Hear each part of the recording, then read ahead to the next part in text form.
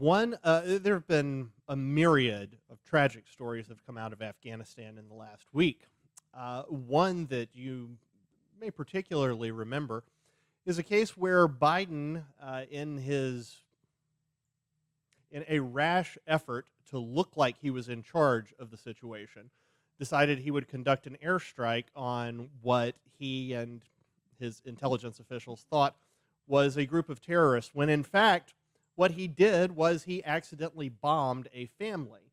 And best we can tell, it was a family of about 10. Now, in case you've missed that, just a super quick recap here. It was meant to target individuals with Afghanistan's branch of the Islamic State. They thought they were targeting a suicide bomber with an imminent threat to the airport. However, after the smoke cleared, neighbors came out, they tried to put out the fire, and what they said they found was just bodies of locals, bodies of a family that lived nearby. Now, the update on the story, Afghan journalist Ali Latifi, I think I'm saying that right, with Al Jazeera, he has now reported that when he visited the home where the bombing took place, 10 family members, including 6 children, were killed by the drone strike. And here's the real gut punch. Tragically, they had been issued special visas and were about to leave the country.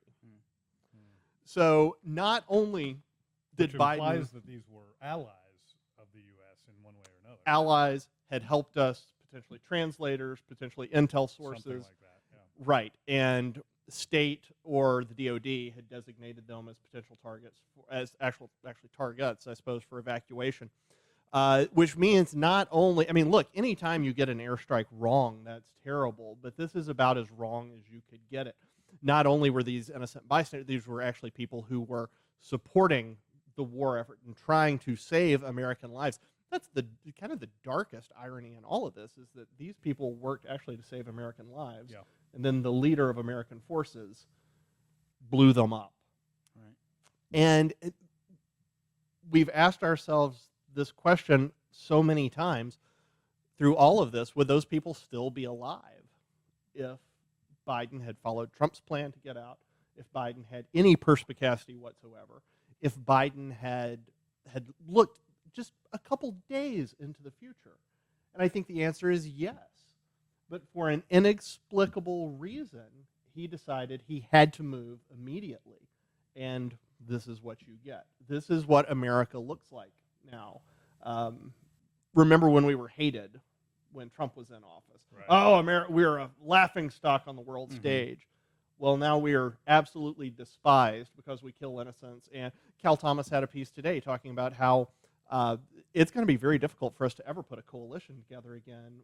Why would anybody want to work with us? When we walk away and leave them scrambling to get their own people. So this is exactly what you would expect from this kind of a haphazard military operation, but it's a consequence you wouldn't necessarily think about, that families are getting nuked from above, death from above, thanks to Biden's incompetence. Well, it makes me wonder where this intelligence came from. So if these folks were opposition to the Taliban in some way, worked for the government, worked with the U.S. military presence, whatever, and the Taliban knew that, and then told the U.S. government, hey, we think these ISIS-K folks that you are after are in this house over here, did we just conduct a strike at the behest of the Taliban? I can't rule that out. I wish I could, but I can't rule that out.